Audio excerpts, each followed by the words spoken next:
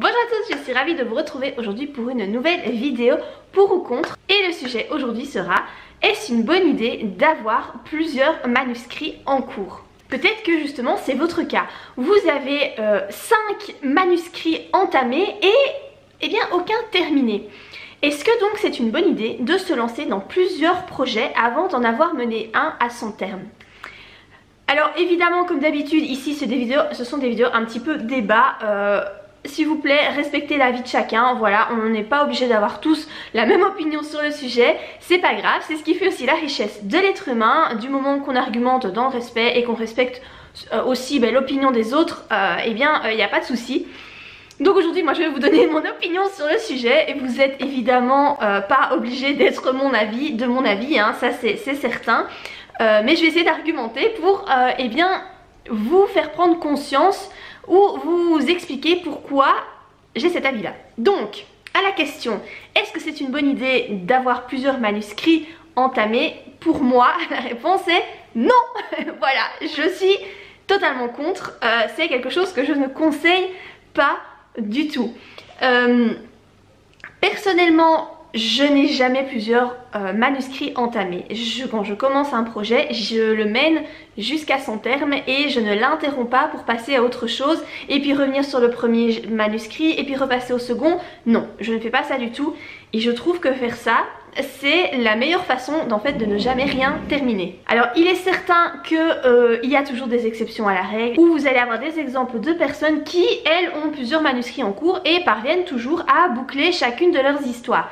Forcément ça doit exister, mais je pense quand même que c'est pas la majorité des cas et que ça reste une très mauvaise idée. Pourquoi est-ce que je pense que c'est une mauvaise idée? Eh bien sachez qu'il y a des études qui ont été faites et qui prouvent que quand vous passez comme ça d'une tâche à l'autre, vous n'êtes jamais réellement concentré sur la nouvelle tâche à laquelle vous passez. Voilà, vous écrivez votre manuscrit, vous vous concentrez sur votre histoire, hop, vous passez à un autre manuscrit, mais votre attention est toujours en partie attachée à votre première histoire. Ce qui fait que vous n'êtes jamais concentré à 100% sur votre nouvelle histoire. Du coup, moins vous êtes concentré, moins vous progressez dans votre histoire. Je pense vraiment que l'idéal c'est se concentrer sur une tâche à la fois et donc du coup un manuscrit à la fois.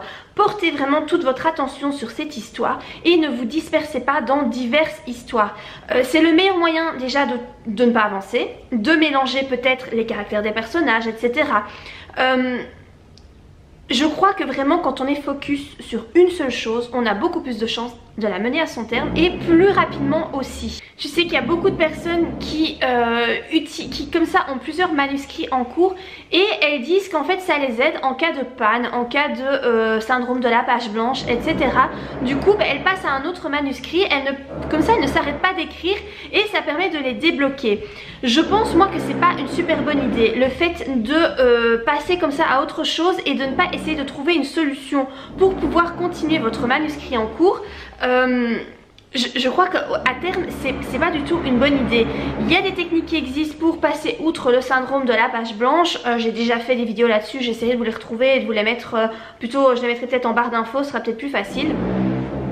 Je suis désolée pour le bruit mais ils sont en train de faire une maison à côté de la mienne et ils ont décidé de faire des travaux juste au seul moment où je peux filmer, donc j'ai pas le choix, je suis obligée de filmer pendant qu'ils font les travaux.